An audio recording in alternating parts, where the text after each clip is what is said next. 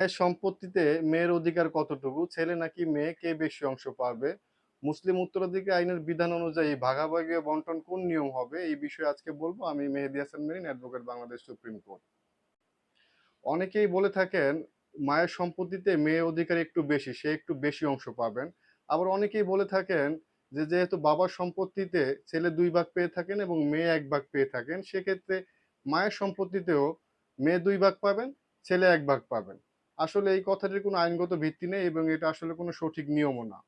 মুসলিম উত্তরাধিকার আইনের বিধান অনুযায়ী সাধারণত বাবা-মায়ের সম্পত্তিতে ছেলে সন্তান ২ ভাগ পেয়ে থাকেন, মেয়ে সন্তান ১ ভাগ পেয়ে থাকেন। সেটা সেক্ষেত্রে মায়ের সম্পত্তিতেও বাবার সম্পত্তিতেও ভাগাভাগি বন্টন এই একই নিয়মে হবে। মায়ের সম্পত্তিতে মেয়ের অধিকার অবশ্যই আছে, সেক্ষেত্রে ছেলে সন্তানের থেকে বেশি নয়। মুসলিম উত্তরাধিকার আইনের বিধান এবং নিয়ম অনুযায়ী ছেলে সন্তান ২ ভাগ পাবে এবং মেয়ে সন্তান ১ ভাগ পাবে, এটাই হচ্ছে আইন। সেক্ষেত্রে যদি অন্য আরো উত্তরাধিকার থেকে থাকে, তাদের ভাগ বা বন্টন করার পরে যে অংশ থাকবে সেটা হচ্ছে ছেলে মেয়ের মধ্যে এই নিয়ম অনুযায়ী ভাগ এবং বন্টন হয়ে থাকবে। যারা দেখছেন সবাইকে ধন্যবাদ। ভালো থাকবেন।